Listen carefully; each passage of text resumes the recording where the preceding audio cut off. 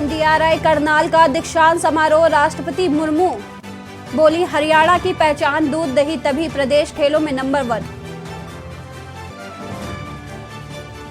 SCO summit से पहले भारत चीन के बीच कमांडर लेवल मीटिंग, 5 महीने बाद 18वें दौर की बातचीत। भारत बोला एलएसी पर मिलिट्री पोजीशन ना बदले।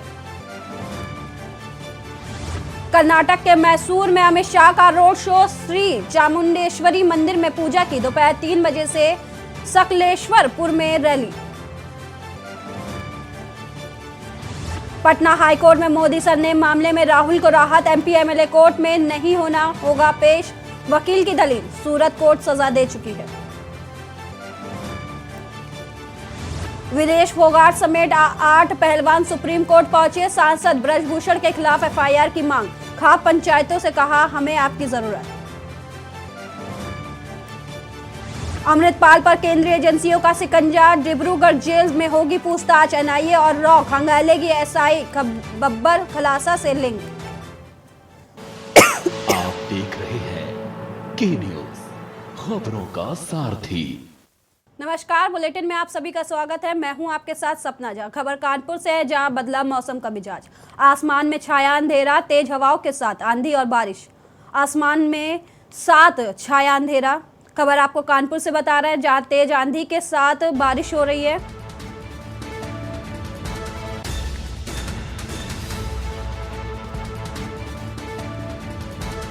दिन में रात जैसा नजारा, तेज हवाओं के साथ आंधी बारिश, गिरे ओले को में पेड़ और होर्डिंग गिरे। कानपुर में बदला मौसम का मिजाज। दिन में रात जैसा नजारा देखने को मिल रहा है। तेज हवा के साथ तूफानी बारिश हो रही है। तेज हवाओं के साथ आंधी बारिश, गिरे ओले, कई इलाकों में पेड़ और होर्डिंग गिरे। ये तस्वीरें कानपुर की है, जहां दिन में रात जैसा माहौल देखने को मिल रहा है। तेज आंधी के साथ बारिश हो रही है।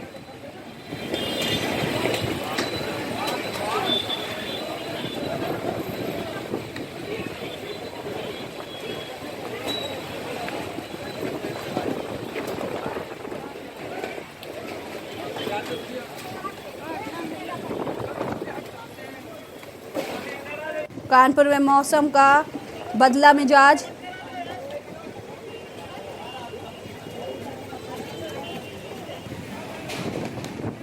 तेज हवाओं के साथ बारिश हो रही है।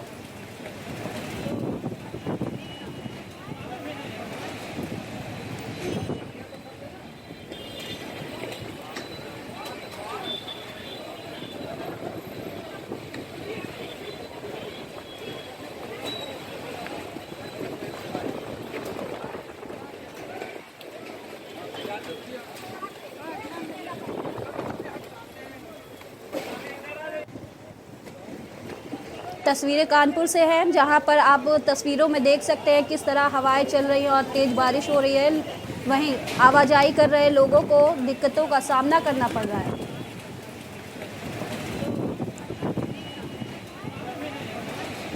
कानपुर में मौसम हुआ सुहाना।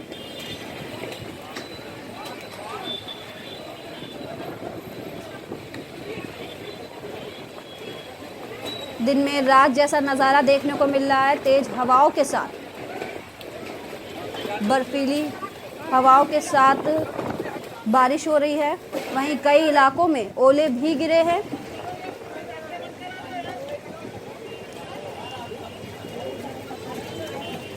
दिन में रात जैसा नज़ारा देखने को मिल रहा है कानपुर में।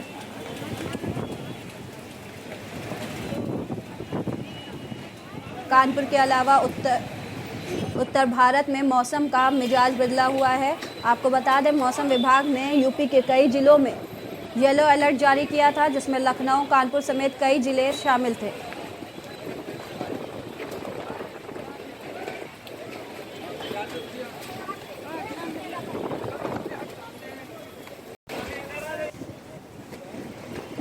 एक्सक्लूसिव तस्वीरें आपको दिखा रहे हैं, जहां उत्तर भारत में मौसम का मिजाज एक बार फिर बदला है।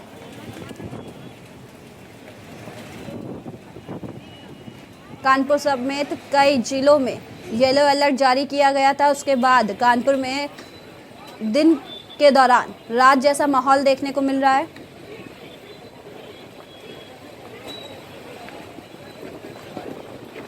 मौसम विभाग द्वारा चेतावनी भी जारी की गई थी।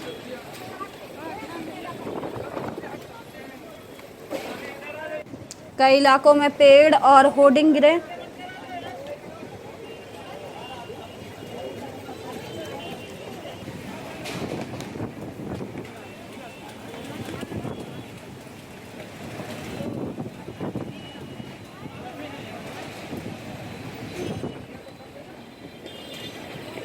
उत्तर भारत में एक बार फिर मौसम का मिजाज बदला है।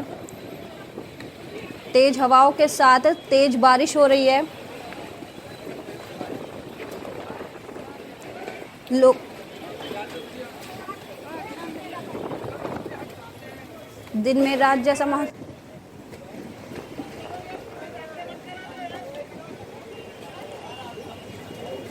सोनू शर्मा हमारे साथ कानपुर के संवाददाता जुड़ चुके हैं। जी सोनू, एक बार फिर कानपुर में मौसम का मिजाज बदला हुआ है। जी, जाहिर सी बात है, आपको बता दें कि अचानक कानपुर शहर में मौसम का मिजाज अचानक बदला और आज नामांकन की यहाँ पे लेकिन मैं नगर निगम में मौजूद हूँ। यहाँ पे अचानक जैसे ही मौसम का बदलाव हुआ या पकड़ लग गई, लोग छत हुई बड़ी आंधी थी, बहुत तेज चल रही थी। उसके बाद बारिश की होती लगातार बारिश चल रही है और कहीं ना कहीं नगर निगम ने आज जो फॉर्म बनने का आखिरी पत्र लेगा, यहाँ पे अपर सभी का माहौल भी देखा।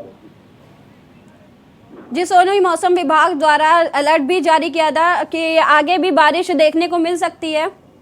जाहिर सी बात है कि मौसम विभाग ने अलर्ट किया था कि अप्रैल के अंतिम दिनों में मौसम में बदलाव होगा और आंधी तूफान और बारिश के मामलों में जो ठीक वैसा ही हुआ। लेकिन जिस तरह से मौसम आज अचानक बदला है और इसकी उम्मीद नहीं करी जा रही थी कि किसी तेज हवाएं चलेगी, आंधी तूफान होगा और बारिश होगी, वो लगातार थी क्योंकि आसमान में पूरी तरह से बादल छा गए, काले बादल, घने बादल छा गए। उसके बाद ही लोगों के जो सड़कों पर चलने वाले लोग थे उन्होंने वो दिन में भी अपनी गाड़ियों को लाइट जलाकर चलते हुए दिखते खड़े थी। शुक्रिया तमाम जानकारी के लिए।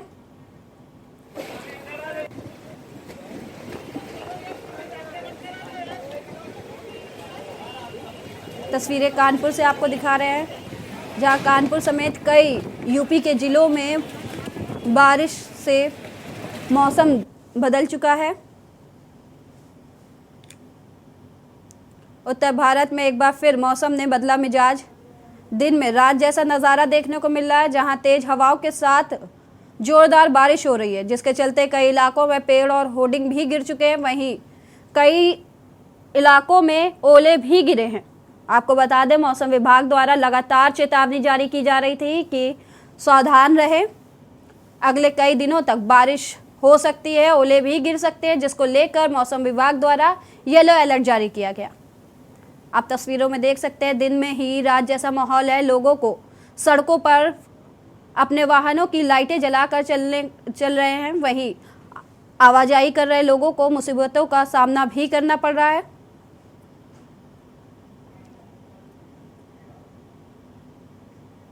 खबर प्रयागराज से है। अतीक के कार्यालय पर पहुंची पुलिस। चौकिया ऑफिस में मिले खून के धब्बे। चकिया ऑफिस में मिले खून के धब्बे। बड़ी खबर आपको प्रयागराज से बता रहे हैं। खून किसका है, इसकी कोई जानकारी अभी तक नहीं हो पाई है। मौके से एक चाकू भी बरामद किया गया है। बड़ी खबर आपको प्रयागराज से बता रहे हैं, जहां अतीक के कार्यालय पर पहुंची पुलिस। इस वक्त की बड़ी खबर, अतीक के कार्यालय पहुंची चकिया पुलिस। यह अतीक अशरफ के कार्यालय की तस्वीरें हैं, जहां पुलिस को एक चाकू बरामद हुआ है। वहीं कार्यालय में खून के धब्बे भी मिले हैं, जिसकी पुलिस तफ्तीश कर रही है। फॉरेंसिक टीम मौके पर पहुंची हुई है, तफ्तीश की जा रही है ये खून के धब्बे किसके हैं।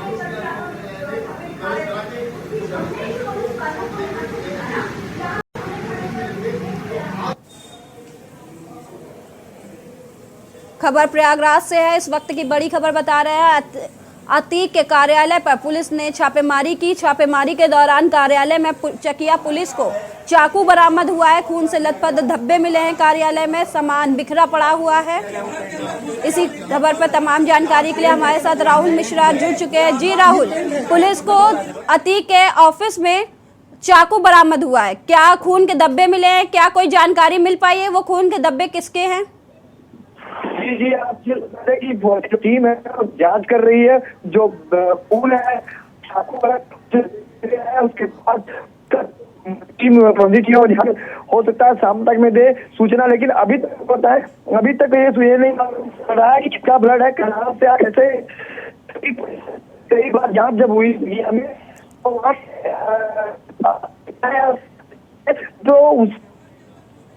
और पिस्टल ब्लड कहाँ से गिरा, चाकू कहाँ से मिली, ये फॉलो के घेरे में है। अभी तक कोई सूचना नहीं मिल पा रही है। शाम तक अपने दर्शकों को हम दिखा देंगे और फिलहाल फॉरेंसिक की टीम वहाँ पर जांच कर रही है कार्यालय में। जी हाँ, कर रही है जांच करने की। वहाँ से जितने आसपास भी जो क्षेत्र हैं उन्हें भी देख रहे हैं कि कहीं कुछ और मिल जाए। कहाँ से चाकू कहाँ का, कपड़ा सफेद कपड़ा बता रहे हैं कि कपड़ा भी है, लेकिन अभी तक कोई कोई अधिकारी कोई बोलने तैयार नहीं है, क्योंकि मामला पेचीदा है। ये जो मामला चल रहा है ये बहुत दिन से चल रहा है, तो इसलिए अभी कोई बोल नहीं रहा है। जी शुक्रिया।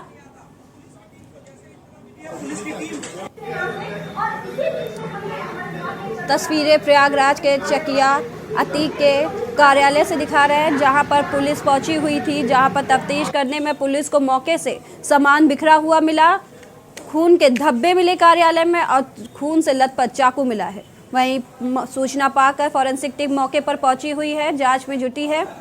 वहीं आला अधिकारी अभी फिलहाल इस मामले पर कुछ भी बोलने से कतरा रहे हैं। एक्सक्लूसिव तस्वीरें आपको के न्यूज़ पे दिखा रहे हैं, जहां अतीक अहमद के कार्यालय पर पुलिस पहुंची हुई थी तफ्तीश के लिए। तफ्तीश के दौरान अतीक के कार्यालय पर पुलिस को खून से लथपथ चाकू मिला है। वहीं कार्यालय में खून के निशान भी मिले हैं, छींटे।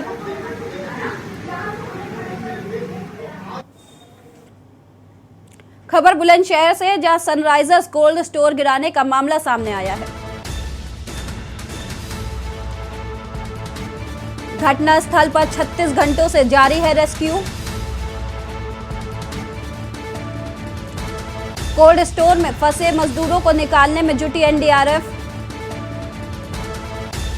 ज्यादा लोड होने से ओवरलोड रैक खिसकने से हुआ था हादसा। कोल्ड स्टोर का दायरा काटकर मजदूरों का निकालने का प्रयास किया जा रहा है।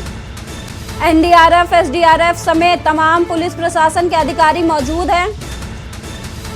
कल देर शाम मजदूर गौरव को सकुशल बाहर निकाला गया था। बड़ी खबर आपको बुलंदशहर से बता रहे हैं। गौरव का हायर सेंटर मेडिकल कॉलेज में चल रहा है उपचार। खबर बुलंदशहर से, जहां सनराइजर कोल्ड स्टोर गिरने के मामले में अभी तक रेस्क्यू ऑपरेशन पिछले 36 घंटों से जारी है। घटना स्थल पर एनडीआरएफ, एसडीआरएफ की टीम मौके पर मौजूद है, जो मजदूरों को निकालने की मशक्कत कर रही है। ज्यादा लोड होने से ओवरलोड होने के चलते शटरिंग गिर गई थी, जिसके चलते कोल्ड स्टोरेज में हादसा हो गया था, जिसके बाद 4 लोगों की दबे होने की आशंका थी, जबकि एक को सकुशल बाहर निकाल लिया गया था। खबर बुलंदशहर से, जहां कोल्ड स्टोर हादसे के मामले में अभी तक 36 घंटे बीत जाने के बाद भी ऑपरेशन जारी है, रेस्क्यू ऑपरेशन लगातार। एनडीआरएफ की टीम, एसडीआरएफ मौके पर पहुंची, स्थानीय पुलिस रेस्क्यू ऑपरेशन में जुटी हुई है। राहत बचाव कार्य जारी है। फिलहाल अभी फंसे हुए मजदूरों को बाहर नहीं निकाला जा सका है, जबकि एक व्यक्ति को सकुशल बाहर निकाल लिया गया था। खबर चंदौली से, युवकों का तलवार से केक काटते वीडियो वायरल हुआ है। तलवार से केक काट के मनाया जन्मदिन। तलवार से केक काट कर मनाया जन्मदिन। कानून व्यवस्था पर उठे सवाल। पुलिस ने आरोपी युवक को गिरफ्तार किया है। तलवार से केक काट के मनाया जा रहा है जन्मदिन। चंदौली में तलवार से केक काटने का वीडियो सोशल मीडिया पर वायरल हुआ है। वहीं वायरल वीडियो का संज्ञान लेते हुए पुलिस ने युवक को गिरफ्तार कर लिया है। आपको बता दें तलवार से केक काटते हुए वीडियो सोशल मीडिया पर लगातार वायरल हो रहा है, जिसका संज्ञान चंदौली पुलिस ने लिया और फिर आरोपी युवक को गिरफ्तार कर लिया है।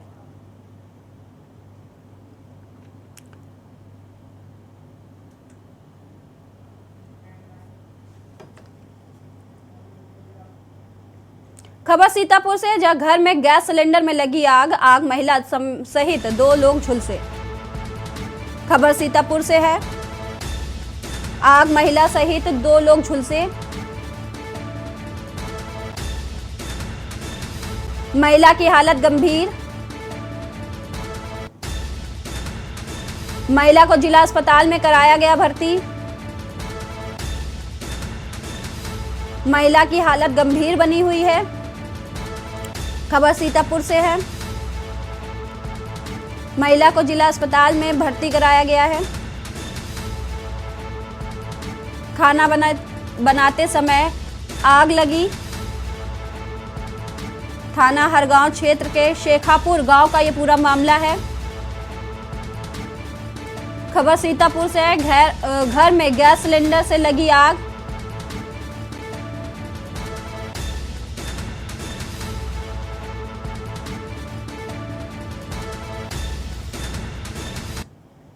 खबर सीतापुर से, जहां संदिग्ध परिस्थितियों में घर के अंदर चली गोली से महिला गंभीर रूप से घायल।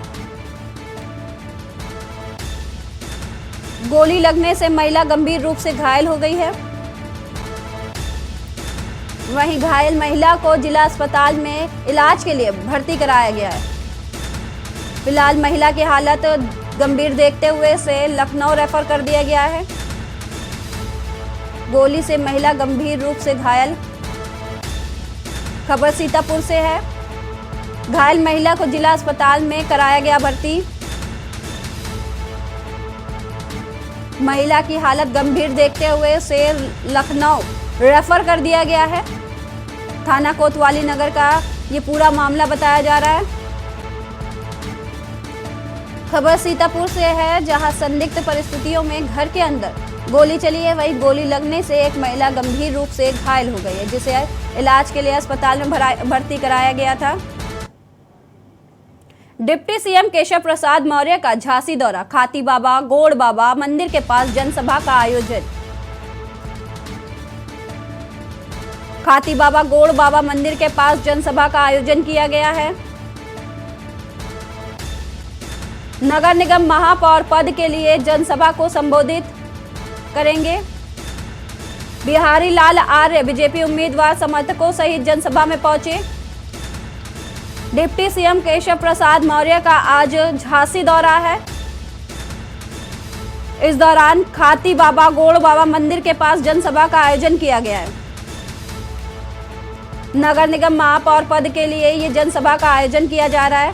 आपको बता दें, बिहारी लाल आर्य बीजेपी उम्मीदवार समर्थकों सहित जनसभा में पहुंचे थे।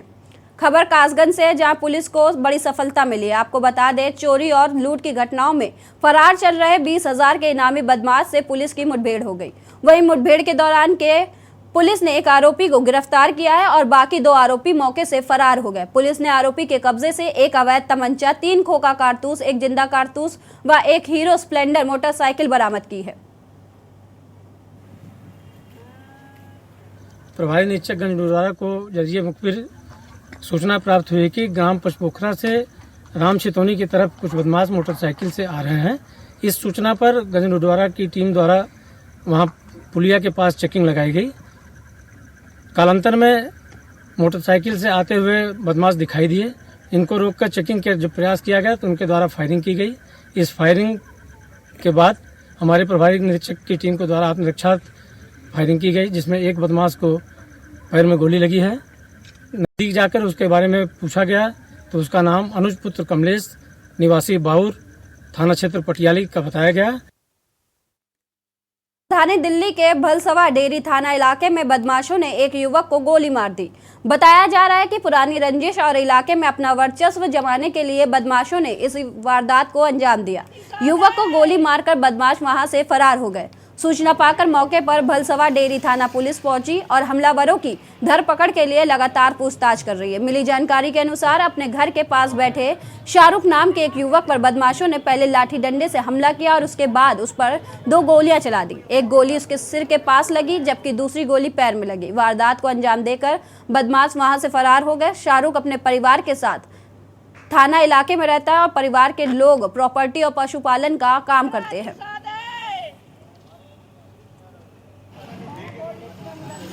क्या पूरा मामला है? पूरा मामला ये है सर, मैं भलसवा जहांगीरपुरी 18 वार्ड नंबर से पूरी प्रत्याशी है। मेरी बीवी जो है ना इलेक्शन लड़ी थी बीएसपी पार्टी से, और हम जो है ना अपना भैंसों का काम और जमीन प्रॉपर्टी का काम बेचने का खरीदने का करते हैं, जिसमें कि हमारा परिवार बहुत अच्छी तरीके से पल रहा है। और अभी 2022 में 6ठे महीने में हमारे घर पे बहुत सारी गोलियां चली, 30-40 लड़कों ने, और घर पे पथराव किया और उसमें हमने पुलिस में कंप्लेंट की। उसके बावजूद पुलिस ने हमारी कोई कार्रवाई नहीं करी। हमारे पास फुटेज है, पुलिस को हमने फुटेज दी। मेरा भतीजा और एक मेरा छोटे वाला भाई हमारी जमीन के पास खड़ा हुआ था, उस पर जो है ना 8-10 लड़के आकर के और उन्होंने लाठी डंडों से वार किया और 2 गोली मार दी, जिसके एक सर में लगी हुई है और एक लगी हुई है पैर में। बच्चे की हालत गंभीर हो रखी है, वो अर्पिन हॉस्पिटल के लिए रेफर करते थे। मेयर चुनाव से पहले आम आदमी पार्टी को झटका लगा है। द्वारका सी वार्ड की पार्षद सुनीता और उनके पति पूर्व पार्षद रामनिवास पहलवान ने आम आदमी पार्टी छोड़कर भाजपा में शामिल हो गए हैं। प्रदेश भाजपा वीरेंद्र सचदेवा और पश्चिमी दिल्ली के सांसद प्रवेश वर्मा ने उनका पार्टी में स्वागत किया। बता दें कि 26 अप्रैल को मेयर पद का चुनाव होना है। दिल्ली नगर निगम चुनाव में 250 सीटों में बीजेपी को 104 सीटों पर जीत मिली थी। तो आम आदमी पार्टी ने देखा होगा कि इस आदमी की वहां पे इतनी लोकप्रियता है रामनिवास जी की। खबर कोंडा गांव से है, जहां नेशनल हाईवे 30 पर एक ट्रैक्टर अनियंत्रित होकर पलट गया। बताया जा रहा है कि हादसे के दौरान ट्रैक्टर के माध्यम से अवैध लाल ईंट का परिवहन किया जा रहा था। घटना के दौरान ट्रैक्टर में 4 मजदूर भी सवार थे, जिन्हें ट्रैक्टर पलट जाने से घायल हालत में कोंडा गांव के जिला अस्पताल में उपचार के लिए दाखिल किया गया। घायलों में 2 महिला मजदूर भी शामिल है। फिलहाल सिटी कोतवाली कोंडा गांव पुलिस हादसे वाले ट्रैक्टर के संबंध में अग्रिम कार्रवाई कर रही है।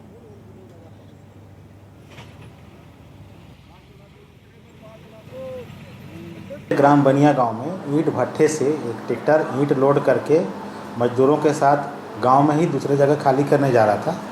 चालक द्वारा अनियंत्रित कर ट्रैक्टर को पलटा देने से नेशनल हाईवे के किनारे ट्रैक्टर पलट गई, जिसमें उसमें सवार चालक समेत 4 लोग, जिसमें 2 महिला और 2 पुरुष घायल हो गए थे, जिनको तत्काल जिला अस्पताल में भर्ती कराया गया है। घायलों की स्थिति अभी खतरे से बाहर है। वक्त है एक छोटे से ब्रेक का, जल्द हाजिर होंगे। आप देख रहे हैं के न्यूज, खबरों का सारथी। ब्रेक के बाद आप सभी का स्वागत है। बढ़ते हैं खबरों की ओर। फेसबुक जैसे सोशल मीडिया प्लेटफॉर्म पर चाइल्ड पोर्नोग्राफी से रिलेटेड वीडियो अपलोड करना या देखने पर पुलिस संज्ञान लेकर कार्रवाई करती है। इस तरह का एक मामला सिटी कोतवाली कोंडा गांव में प्रकाश में आया है। कोतवाली क्षेत्र के एक नाबालिग बालक ने फेसबुक में चाइल्ड पोर्नोग्राफी सामग्री अपलोड किया था। इस पर पुलिस ने संज्ञान लेते हुए विधि से संघर्षरत बालक को आज आईटी एक्ट 67 के तहत निरुद्ध कर बाल न्यायालय के समक्ष प्रस्तुत किया है।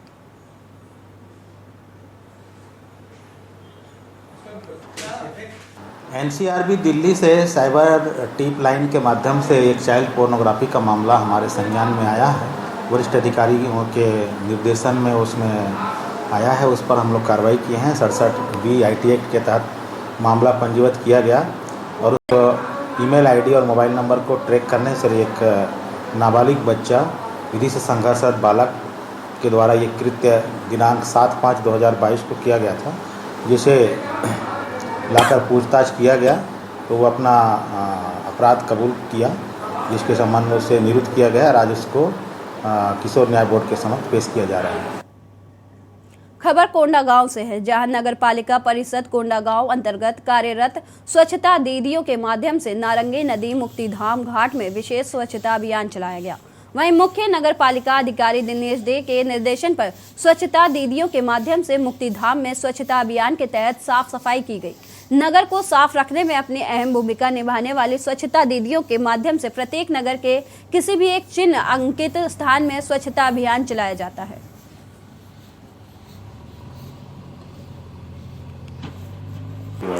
जी, हमारे यहाँ स्वच्छता अभियान के तहत हम हर संडे को एक विशेष स्वच्छता अभियान रखते हैं, जिसको अपन एक जगह टारगेट कर लेते हैं। इसके लिए अपन एक दिन पहले प्रिपेयर कर लेते हैं, सबको सूचना दे देते हैं कि इस स्थल को अपने को करना है। इसमें हम जितने भी स्वच्छता महिला अपने जो स्वच्छता दीदी हैं सबको लेकर एक जगह टारगेट करते हैं। इसी के तहत आज 23 अप्रैल को हम मुक्तिधाम में एक चिन्हांकित जगह किए थे, वहीं पे अपने सब लोगों ने वहीं पे साफ सफाई अभियान चलाया है। खबर जगदलपुर से है, जहां बस्तर मुख्यालय के लोगों ने छत्तीसगढ़ के सबसे बड़े तालाब की सफाई करने के लिए एक बार फिर अभियान चलाया गया है। दलपत सागर बचाओ अभियान के सदस्यों ने नगर वासियों के सहयोग से बड़ा आंदोलन छेड़ दिया है। तब प्रशासन जागा और तालाब का सौंदर्यीकरण किया गया, लेकिन तालाब गंदा होने लगा है, जिसे देख दलपत सागर बचाओ अभियान के सदस्य विचलित हो गए और बैठक कर पुनः सफाई अभियान प्रारंभ करने का निर्णय लिया गया है। सौंदर्यीकरण का हुआ था, दलपत सागर के सफाई के लिए काम नहीं हुआ था। ऊपरी तौर से दलपत सागर बहुत सुंदर दिखता है, परंतु दलपत सागर का वास्तव में अस्तित्व आज भी खतरे में है, क्योंकि दलपत सागर का जो मूल समस्या है उसका समाधान आज तक नहीं हुआ है। उसकी गहराई को लेके, जलकुंभी को लेके जरूर सफाई होती है, परंतु सफाई ऊपरी तौर में हो रही है। स्थायी समाधान की ओर ध्यान देना चाहिए। और बहुत सी जगह ऐसी है जहाँ पे मशीनें नहीं जा पाती हैं, वहाँ पे भी बहुत कचरा जमा रहता है। तो हमारा ग्रुप ने ये सोचा है कि जहाँ मशीन नहीं जा पाती वहाँ पे हम पूरी सफाई करेंगे। और साथ में मैं शहर की जनता से ये भी निवेदन करता हूँ कि जगह दलपत सागर को हमको बचा कर रखना है और उसे हमको जिंदा रखना है, क्योंकि धरोहर हमारी, अफसर तो आते जाते रहेंगे। अगर इसको हम बचा कर रखना है तो हम अपना कचरा कम से कम फेंकें, यहाँ पे गंदगी न करें, अपनी जवाबदारी समझते हुए, अपना शहर है, अपनी जवाबदारी समझते हुए इसको साफ सुथरा रखने में सहयोग देवे। एक मिलजुल करके कुछ काम करने का सोच रहे हैं और सारे लोगों ने बैठ करके तय किया कि हम लोग कम से कम शनिवार और इतवार ये 2 दिन सुबह, एक तो दुकानें भी बंद रहती है, बहुत सारे लोगों को वक्त मिल जाता है, सेकंड सैटरडे वाली बात आती है, कर्मचारी भी फ्री रहते हैं और छुट्टी का वीकेंड रहता है। तो शनिवार इतवार सुबह 7 बजे से 9 बजे तक हम लोग किसी न किसी जगह पे दलपत सागर के आसपास साफ़ सफाई करेंगे, मिलजुल करके करेंगे। और जितने भी लोग हैं उन सबसे हमारा निवेदन है, आह्वान करते हैं सबको कि जब भी आपको शनिवार इतवार को वक्त मिले हमारे साथ ज्वाइन करिए। शहर हमारा है, जगदलपुर हमारा है, दलपत सागर हमारा है, तो हम सब लोग इसकी सफाई के लिए जो कर सकते हैं करें। और अच्छी बात है कि जगदलपुर की जनता स्वयं आ रही है और सब लोग जुड़ रहे हैं। कबीरधाम जिले में 7 मई से 15 मई तक श्री रुद्र महायज्ञ, श्री भागवत ज्ञान सप्ताह, श्री राम कथा और स्वामी रामदेव बाबा के सानिध्य में आयोजित होने वाली है। इस विशाल योग शिविर का भूमि पूजन गणेश तिवारी व नेहा तिवारी के द्वारा किया गया। वहीं कार्यक्रम की शुरुआत 11,000 बहनों की कलश यात्रा के साथ होगी, जो अपने आप में एक विश्व रिकॉर्ड होगा।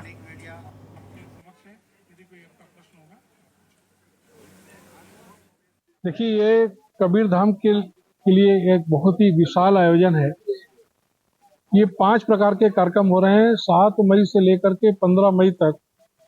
इस प्रांगण में, जिस प्रांगण में भी हम यहाँ पर बैठे हुए हैं, 7 मई से धर्म सभा होगी आदरणीय माननीय शंकराचार्य जी के माध्यम से 2 दिवसीय 7 और 8 मई को, और 7 मई से लेकर के 15 मई तक 1 बजे से लेकर के 4 बजे तक श्रीमद् भागवत कथा का कार्यक्रम होगा, और सायंकालीन 4 बजे से लेकर के 7 बजे 8 बजे तक रामचरितमानस का राम कथा का कार्यक्रम होगा।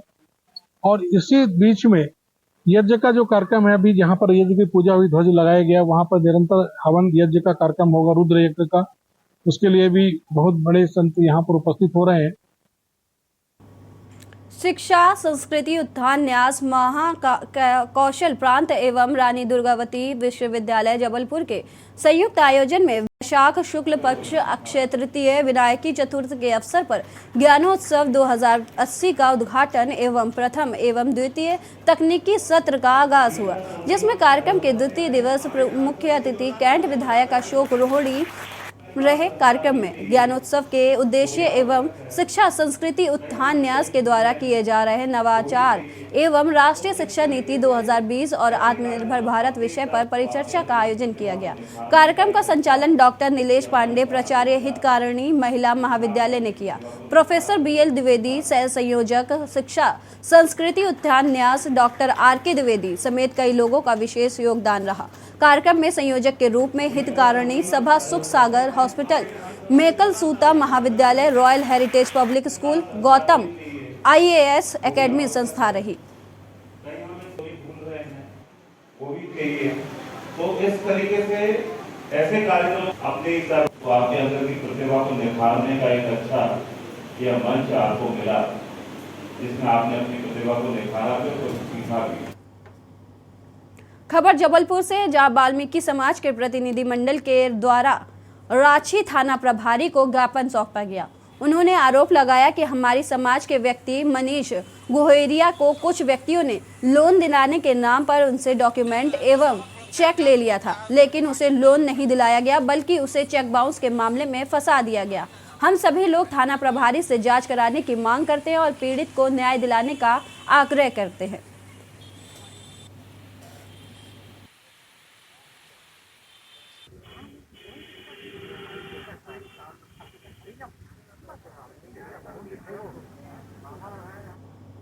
रानिया शहर के वार्ड नंबर 1 में वार्डवासी नरकीय जीवन व्यतीत कर रहे हैं। वार्ड में कुछ गलियां अभी भी कच्ची पड़ी हैं।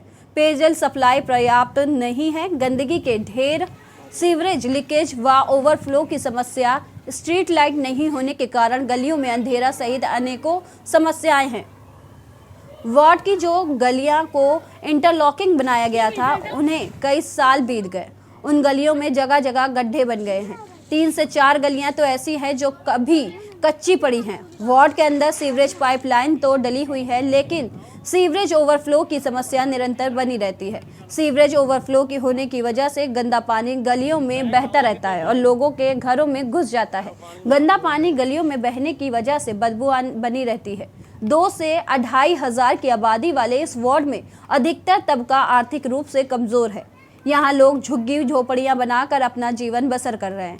कई जगह सीवरेज लीकेज होने के कारण पानी पक्के मकानों की नींव को मार कर रहा है। मकानों में दरारें आ गई है। बार बार शिकायत के बावजूद जन स्वास्थ्य विभाग इस ओर ध्यान नहीं दे रहा है। इस वार्ड से वर्तमान में अनीता बाई पार्षद है। पार्षद अनीता बाई और उनके पिता महावीर नाथ अठवाल वार्ड में व्याप्त समस्याओं को लेकर सजग है। वह इन समस्याओं को दूर करवाने के लिए निरंतर प्रयास भी कर रहे हैं।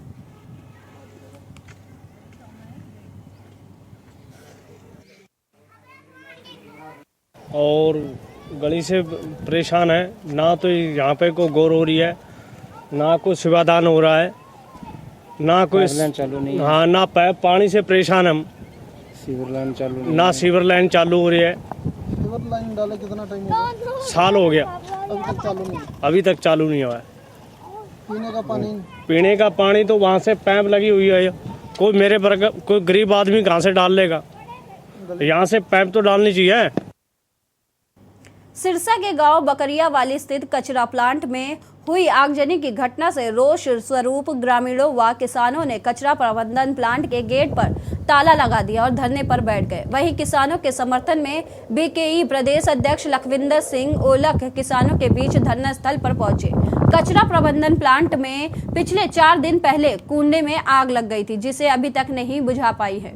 वहीं किसानों का कहना है कि जब तक प्रशासन कचरे का स्थायी समाधान नहीं करेगा, तब तक धरना समाप्त नहीं होगा और समस्याओं का समाधान जल्द नहीं हुआ तो आगामी दिनों में रोड जाम भी करेंगे, जिसकी जिम्मेदारी जिला प्रशासन की होगी। बंद करो, बंद करो, बंद करो, कूड़े में आग लगानी बंद करो, बंद करो, बंद करो।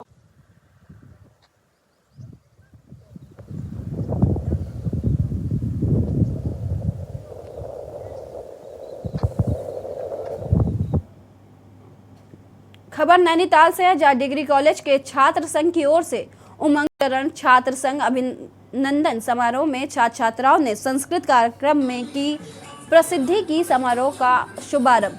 वहीं समारोह में विधायक दीवान सिंह बिष्ट, प्रधानाचार्य प्रोफेसर MC पांडे, सत्य प्रकाश शर्मा ने संयुक्त रूप से दीप प्रज्वलित कर समारोह का शुभारंभ किया। छात्र संघ ने अपने कोष की राशि से पुस्तकें खरीदने के लिए प्रधानाचार्य को हस्ताक्षर युक्त पर सौंपा। वहीं विधायक दीवान सिंह बिष्ट ने विजेताओं को पुरस्कार और प्रमाण पत्र भी प्रदान किए।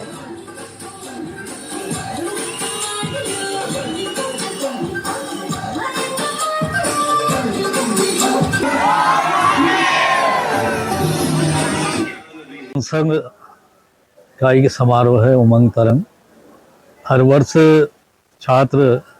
नया छात्र संघ जब बन के आता है तो ये उमंग तरंग ये कार्यक्रम रखते हैं और बच्चों की जिस प्रकार से परिस्थितियाँ होती हैं, व्यक्तिगत होती हैं, सामूहिक होती हैं, जिस प्रकार की उनकी एक्टिविटी होती हैं, तो बड़ा अच्छा लगता है कि हमारे जो विद्यालय हैं आज बहुत आगे बढ़ रहे हैं। तो यहाँ पर भी जो कार्यक्रम हो रहा है बहुत अच्छा कार्यक्रम है। बच्चों ने अच्छी मेहनत की है, व्यक्तिगत रूप से भी करी है, सामूहिक रूप से भी की है। देशभक्ति के जो जिस प्रकार से किया है, योग के माध्यम से किया है, तो मैं छात्र संघ को भी बधाई देना चाहता हूँ कि जिस प्रकार से जो क्रिया होनी चाहिए विद्यालयों में छात्र संघ की, वो इन्होंने करके दिखाया। जो आज देखिए ये हमारा चल रहा है उमंग तरंग। ये हर साल की ये विद्यार्थी परिषद का हर साल वार्षिक उत्सव होता है। इसमें उमंग तरंग कार्यक्रम बनता है। जो भी छात्र संघ अध्यक्ष बनता है वो हर साल अपना एक उमंग तरंग का कार्यक्रम करवाता है, जो भी छात्र संघ गोष्ठ से करवाता है। पर इस साल हमने अपना छात्र संघ गोष्ठ सारा छात्र हितों के लिए दे दिया है। जो यहाँ हमारी नई NEP की पुस्तकें नहीं आई थी, हमने उसमें अपना पूरा छात्र संघ गोष्ठ दे दिया है। और उमंग तरंग जो कार्यक्रम है वो हम सब लोगों ने मिलजुल के इस वार्षिक उत्सव को बनाया है। खबर देहरादून से, जहां केदारनाथ में भारी बर्फबारी से मुश्किलें पैदा हो रही हैं। वहीं पैदल मार्ग और धाम में 3 से 4 फीट तक बर्फ गिरने और मौसम विभाग की चेतावनी को देखते हुए केदारनाथ के लिए यात्रियों के पंजीकरण पर रोक लगा दी गई है। केदारनाथ में कई दिनों से रुककर बर्फबारी हो रही है। बर्फबारी में धाम में यात्रियों के लिए टेंट लगाए जा रहे हैं।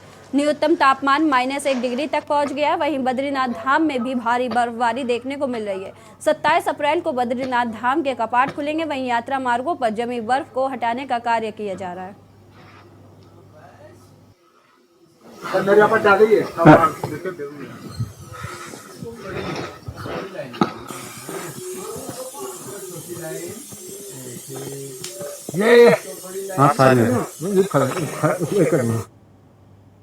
उत्तराखंड में शुरू हुई 4 धाम यात्रा पूरी तरह से धार्मिक यात्रा है। मौज मस्ती या पिकनिक के तौर पर इसे नहीं देखा जाना चाहिए। देश के संत समाज का यही कहना है।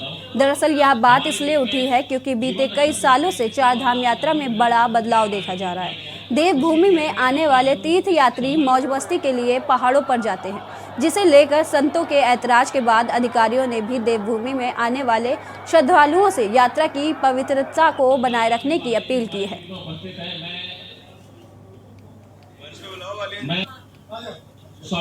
तीर्थ स्थान की दृष्टि से देखा जाना चाहिए। वहाँ उसी तरह के लोगों को प्रवेश देना चाहिए और जो मौज मस्ती करने के लिए घर से निकले हुए हैं वो भी अच्छे हैं उनको, लेकिन दूसरे स्थान पर जहाँ पर मौज मस्ती का वातावरण बनाया जा सके वहाँ बना करके उनको वहाँ भेजना चाहिए। तीर्थ स्थानों में ही मौज मस्ती दोनों ठीक नहीं है। वो तीर्थ स्थान तपस्या का स्थान है।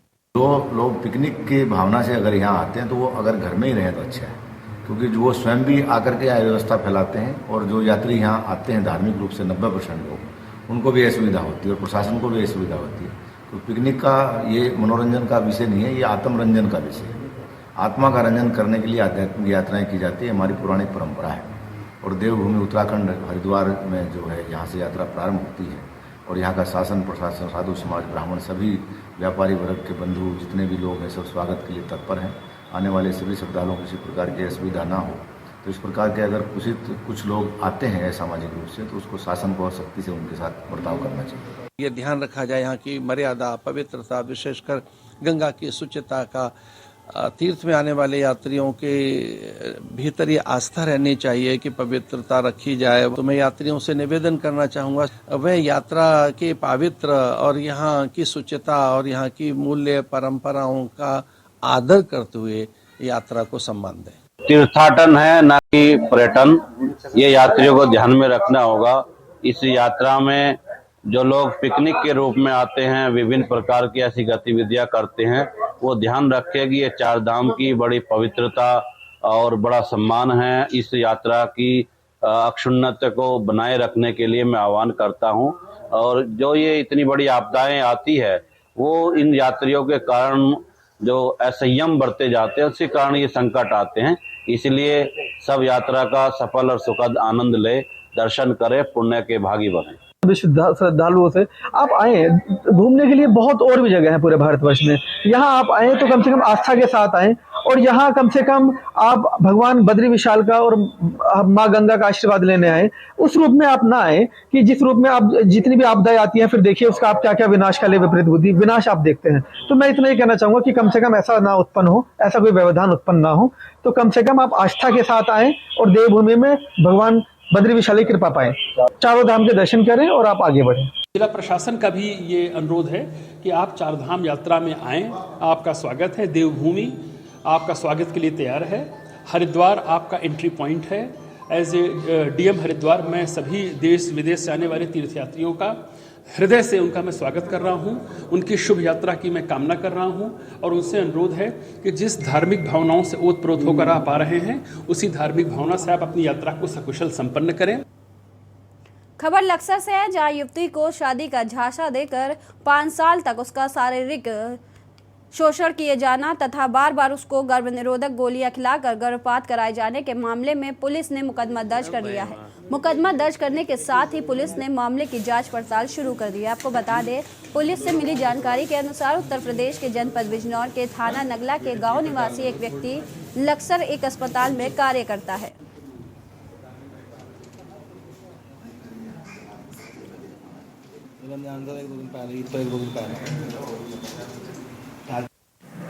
देखिए, ये नागल गांव बिजनौर की एक महिला है जो कि 26 वर्षीय थी, और उसके द्वारा यहाँ पर आके तहरीर दी गई थी कि उसका जिस लड़के से प्रेम प्रसंग चल रहा था, उसके द्वारा उसे शादी का झांसा देके उसके साथ शारीरिक शोषण किया गया। अब शादी से मना करके और कहीं चला गया। तो इस संबंध में थाना कोतवाली पर एक बलात्कार के और सुसंगत धाराओं में मुकदमा पंजीकृत किया गया। विवेचना उसकी प्रचलित है। हरिद्वार में BHEL कर्मचारी की सरेआम गुंडागर्दी सामने आई है। यहां पर रानीपुर कोतवाली क्षेत्र के BHEL सेक्टर 1 में कर्मचारी के घर के बाहर लगे बिजली के खंभे से एक बेकाबू कार टकराने पर कार सवार की पिटाई कर दी गई। इतना ही नहीं, दबंग परितोष ने कार के शीशे तक तोड़ डाले। सूचना पाकर मौके पर पहुंची पुलिस से भी दबंग भिड़ गया और पुलिस कर्मियों से धक्का मुक्की कर दी। घटना का वीडियो भी सामने आया है। हालांकि पुलिसकर्मी में सख्ती दिखाते हुए दबंगई कर रहे शख्स को पकड़कर कोतवाली ले आए और शांति भंग में उसका चालान काट दिया।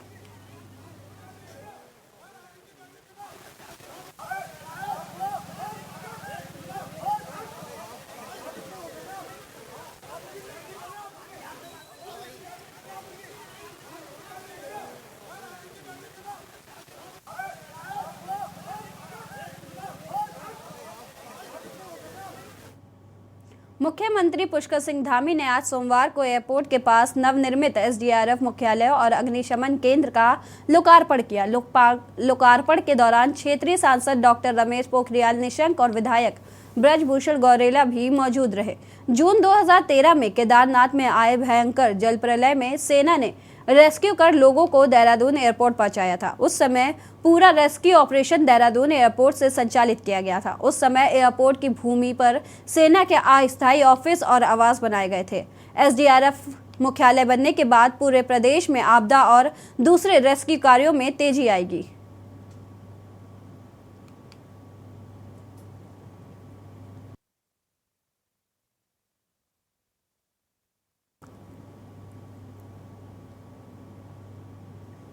ज्वालापुर थाना क्षेत्र के हरिलोक में स्थित शराब के ठेके के बाहर खड़े वाहनों के कारण दिल्ली हरिद्वार नेशनल हाईवे पर जाम लग गया। बाहर से आने वाले यात्रियों को परेशानी हो रही है। वहीं ठेके के बाहर गाड़ी ना खड़े करने की प्रशासन द्वारा लगातार चेतावनी दी जा रही है, मगर उसके बावजूद भी लोग भारी संख्या में अपने वाहनों को शराब के ठेके के बाहर खड़ा कर रहे हैं।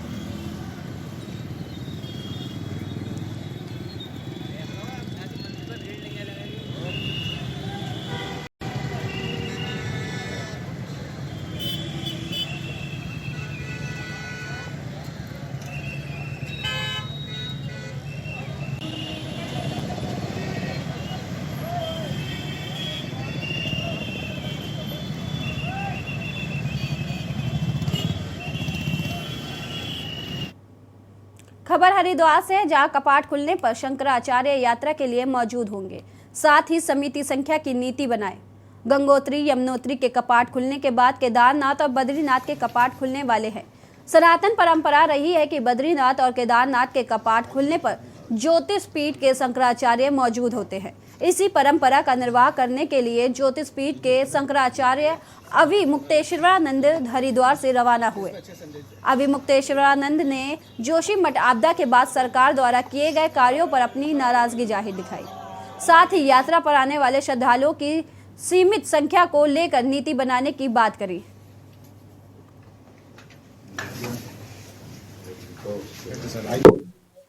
संसाधन है, मानव संसाधन, वो कमजोर हो रहा है हमारे पास अगर मनुष्य ज्यादा हो गए हैं तो हमको उनका सदुपयोग करना आना चाहिए।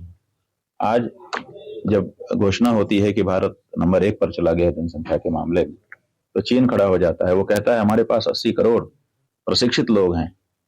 भारत नहीं बोल पाता कि नहीं हमारे पास तो 100 करोड़ है। नहीं, क्यों नहीं बोल पाता? क्योंकि हमारा ध्यान इस तरफ है नहीं कि हमारे यहाँ का जो बच्चा है उसको हम प्रशिक्षित कर दें, उसको शिक्षित कर दें, उसको योग्य बना दें। इस बारे में अभी हमारा ध्यान नहीं है, जबकि इस पर ध्यान होना चाहिए। तो इस बारे में भारत सरकार को सोचना चाहिए। खबर प्रयागराज से आ रही है।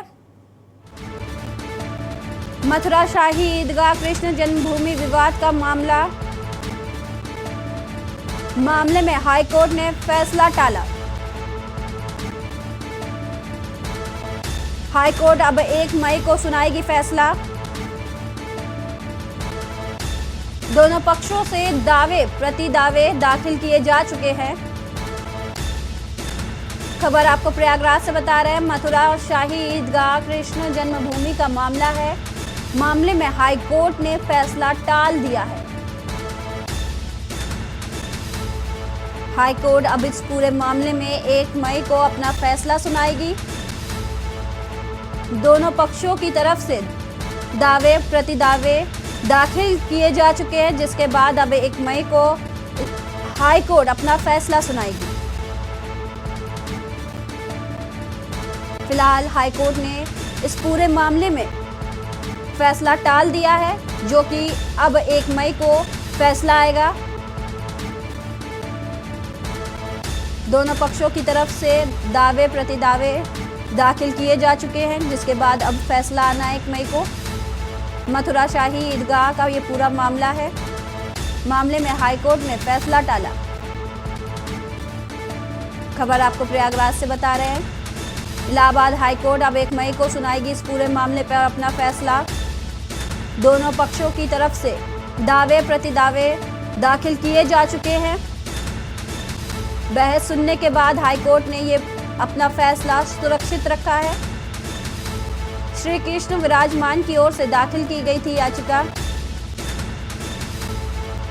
इस पर कोर्ट द्वारा आज फैसला सुनाया जाना था, लेकिन कोर्ट ने अपना फैसला सुरक्षित रखते हुए 1 मई तक के लिए फैसला टाल दिया है। मथुरा शाही ईदगाह कृष्ण जन्मभूमि विवाद के मामले में हाईकोर्ट ने अपना फैसला 1 मई तक के लिए टाल दिया है। कोर्ट ने अपना फैसला सुरक्षित रखते हुए अगली सुनवाई 1 मई को करने के लिए कहा है।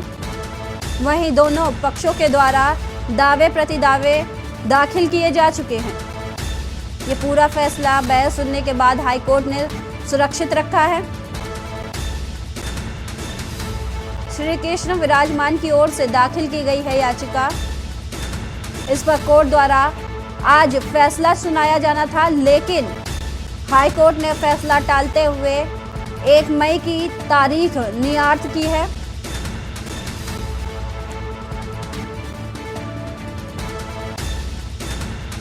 खबर प्रयागराज से है। मामले में हाईकोर्ट ने फैसला टाला और 1 मई को मामले में अगली सुनवाई करने के लिए कहा है।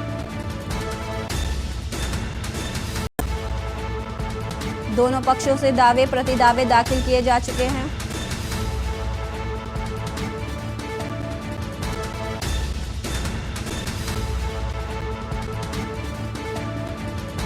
राहुल मिश्रा प्रयागराज से हमारे साथ जुड़ चुके हैं। जी राहुल, क्या कुछ अपडेट है इस मामले में? जी आपसे बता दें कि ये तारीख चलती आ रही थी। आज जो फैसला था वो अगली तारीख जो है 1 मई तक हो सकता है कि कुछ न कुछ नया हो जाए, क्योंकि अभी तक ऐसा कोई न कोर्ट ने कोई बहस में कोई सुनवाई नहीं हो पाई। 1 तारीख तक इन्हें रसीदी किया गया, तारीख को सुनवाई हो सकती है। जी कोर्ट ने क्या कुछ कहते हुए अपना फैसला सुरक्षित रखा है? जी उनकी जो मांगे दोनों पक्ष की रखी गई है। अब देखा जाता है कि कोर्ट का मामला है, इसमें जब तक कोर्ट नहीं संज्ञान लेगा तब तक हम बोल नहीं सकते, लेकिन कोर्ट 1 तारीख से बताया गया कि 1 तारीख को कोई संज्ञान लेकर के इसमें सुनवाई हो जाएगी। शुक्रिया अधिक जानकारी के लिए।